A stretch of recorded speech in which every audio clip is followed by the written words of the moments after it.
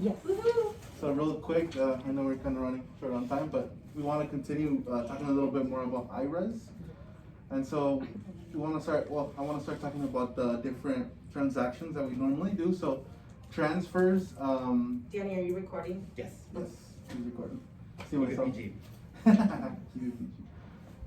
So, you know, the most common, or one of the most common ones that we see is going to be from an IRA, from another institution to the credit union, or from the credit union to another institution. Can someone tell me what we actually call that type of transaction?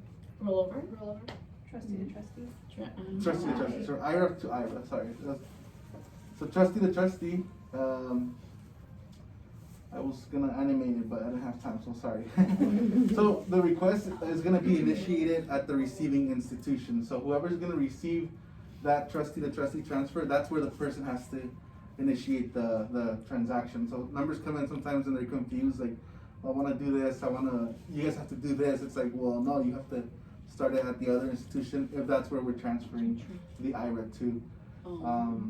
So the member doesn't have access. This goes from institution to institution. It's not a reportable event, so this is not reported to the IRS. It's not taxable either, unless they're, that's only they're taking a distribution. But in this case, it wouldn't fall under that. And then, as we've all seen, the check will be made payable to the receiving institution for benefit of the member's name. And here's an example of what that looks like, as we've all seen. And with that, I actually just want to bring up, I sent an email. Catherine was made aware from IRA that we're receiving a lot of members that are getting these disbursement checks from like retirement accounts, and a lot of them don't even know what it's for. So just keep in mind that, if they're no longer with their employer, the employer usually reaches out to them and gives them a time frame as to when they have to submit paperwork to either transfer it to something else with them or somewhere else. If they don't respond, then they're just automatically sending the member the check. April had that the other day. And we just want to make sure we're asking questions, because sometimes the members don't even know what it is or what happened. And so if we're able to dig a little deeper and kind of, I think April's member had come already, so somebody had already walked them through that. And just to make sure, you're letting them know, okay, if you're not older than 59 and a half, then there's a 10% penalty plus taxes for that tax year. So it's just not, I'm receiving a check, and we know that a lot of members might need it because, with COVID, everything going on with COVID, but maybe they don't, maybe that's not like their last resort, right? So maybe they can afford to put that back somewhere and not get, taxed or anything. But we'll talk more about that next meeting. This is just breaking down two of the ones. So when we do receive that kind of check, trustee to trustee, I know we typically probably wouldn't process it. It goes usually to back office if it's direct, but sometimes the members do come in with a check made payable to schools first for their benefit. So if it's a trustee to trustee transfer, how would we code that? Who can tell me? Either two. Yes. Either 2 or 3. 3. So transfer from another institution. Like I said, usually we don't see too much of this, but we do see it from time to time. And then, who can tell me the paperwork that we would need for, so we're receiving this IRA trustee to trustee transfer, and I don't participate, Catherine or Danny, but who can tell me the paperwork we would need if we're establishing a new IRA? Well, I know, you just said my name, so. The beneficiary form would be one. Oh my God, I don't know the name of the form. Adoption agreement. But there you go, the adoption agreement, and then there's that other one that. So what transaction are we doing? Are we doing the trustee to trustee transfer? That's what it is. Okay. And then just the most recent statement. Yeah. From the other institution. If we're the ones that are going to be receiving those funds, we'll forward that to IRA services. And just if they already have an existing IRA with us, then it's just going to be the trustee to trustee form or transfer form and the most recent statement. That's all we would need to be able to process that. The next type, and this is a form that we use for that.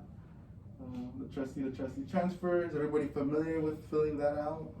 Feel comfortable filling that out?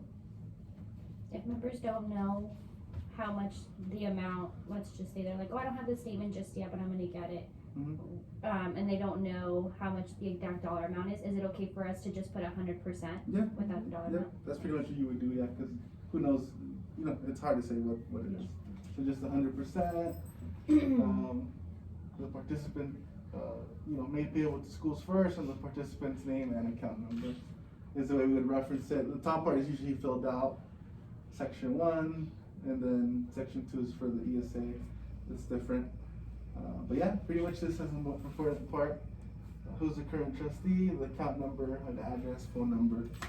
And then this part is just like we said already, the asset description. If it's a trustee, the trustee will just be an IRA, 100%, and depends on how they want it. Sometimes they're not in maturity yet, depending on what kind of plan they have it in, and sometimes they want to do it at the end. And obviously, if we're not initiating or establishing the IRA, we wouldn't sign the documents. We just forward that to IRA services. But if we are creating it here in the branch, if the member has a check in hand and it's coming from an IRA, then we'll go ahead and sign that because we're the ones initiating. Anytime we process any type of like transferring of the IRA, when we run RG-IRA forms, it prints out a checklist, right? Of everything we need. Is this the form that we need to stamp with the signature guarantee? If it applies, yes. Yeah. The And then the signature checklist guarantee. will tell us, right? If it's Well, needed or no, not. it depends. So it Where do we go? depends. It really depends on the other institution. It's better to call IRA services. We can call IRA. They're familiar with what institutions do require it.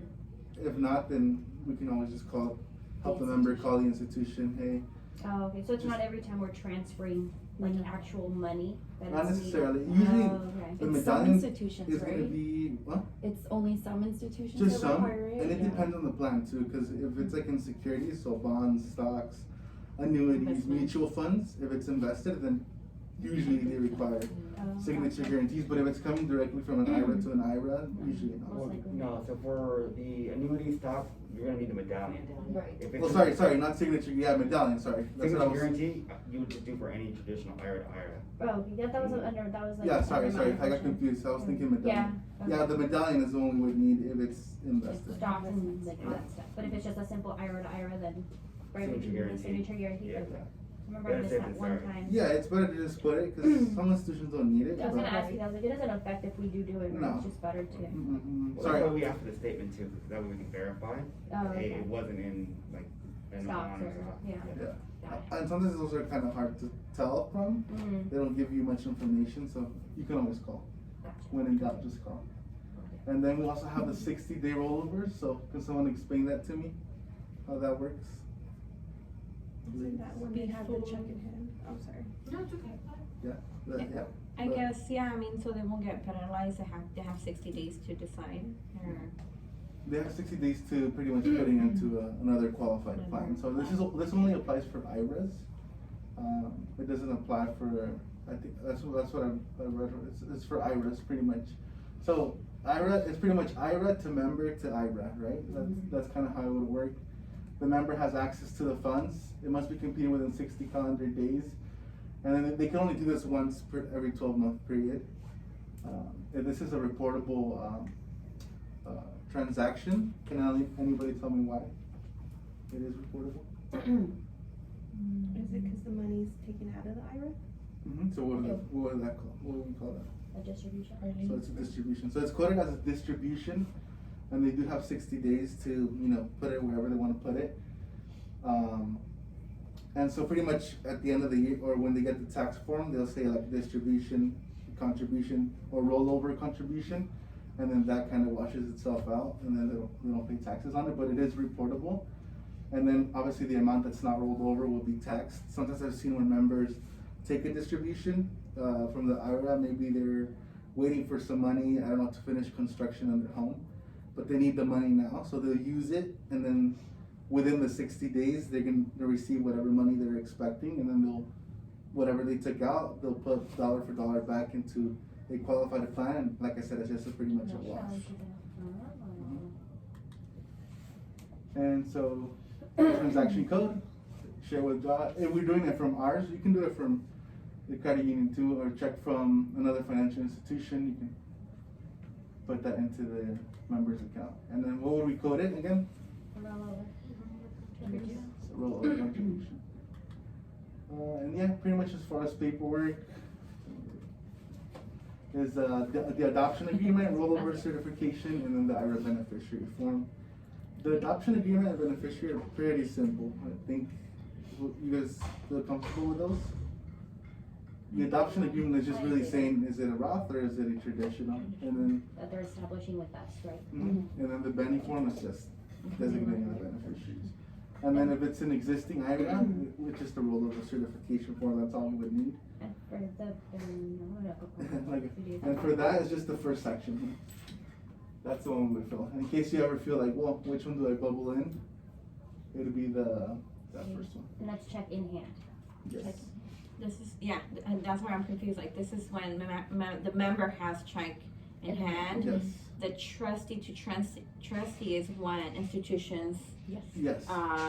create, or they do. But yeah, like they're in that. contact. That- yeah, The moment, okay. the moment the member has like the check in hand, Yeah, then they're doing they have 60 days to roll it over. okay. That's why we call it the 60 days. It's like a little reminder. Is of, this, like, does how this long- apply to like the 401k, for example? I believe it only applies to IRAs. Yes, Okay. that's a different one. So like when the That's members, employer plan. That's an Employer plan. indirect rollover. But there's still like a time frame. I think it's like 60 days 60 as well. days Yes. also, Yeah. right? We'll talk about that one next time. Okay. I didn't want to do all four of I'm them. more 'cause- familiar with that. So question, so you're talking about how like some people during COVID, like they got their Distribution. distributions Mhm. and stuff, they got those Or checks and it was closing, just made out to their names. That's an indirect rollover.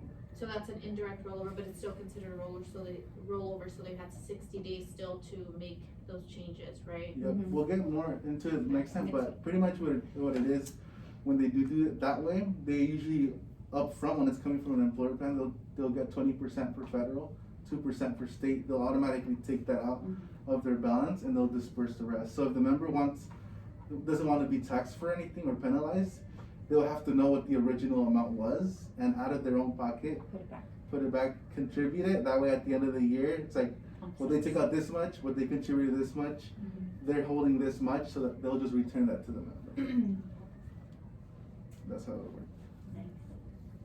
But I think this, so pretty much trustee to trustee and 60-day rollover, that's kind of how it works. So, do you have any questions on that? No, I think I'm good. I mean, I'm still learning. Yeah. Obviously. We are. But, I mean, the sooner you have the meetings, the better. We need it now. What are questions you guys are I encountering think- when you guys are helping members? That stumped you guys? I don't think I've It's more encountered anything consistent. just yet, but I think just identifying what the member has And what is coming? and where it's coming from, because I think whenever I feel like I sometimes do have all the right questions, but obviously the member's not always gonna have the right answers for me, so it's like I get stumped when I'm like, what kind of account is it? And they're like, I think it's, and I'm like, all right, you just started your sentence with like the worst way possible. I'm like, you don't mess with the IRS. I need to know. You need That's to with the know. IRS, So that's where I kind of get stuck, and I don't know how to move forward sometimes. That's my issue, is like not knowing what I have in front of me or what it is that they're bringing over. So I feel like that's what's going to determine yeah, what I'm going to do. Because Yeah. it's happened to me before where a member comes in, they feel like they're solid with what they think they have, and then I'm like, all right, cool, and I'm comfortable. But that's good. Next thing you know, It's just like how April, she helped the member who returned because someone gave her information to figure it out, right? yeah, So your questions are good questions, and these are questions you should be presenting to the member, yeah, so they can start thinking about it and go home and get those yeah, answers, right? And just educate them on how like the process really works, because then when they come back, your experience was probably a little different, right? Like she already knew, like, yeah. this is it, this is that, but that's because whoever helped had the questions for her to go back and get the answers Yeah. to, right? So I think it's just, And I think that's what it's you it's their homework, Yeah. right? So, I think maybe creating like a general list of maybe like some questions that are helpful to all of us. Maybe we can get like an email thread going of like, here, this is what works for me every time I'm helping. got That it. way we can pick and choose like, hey, like that's a really good question. Let me ask that and see if it gets me to where I need to get.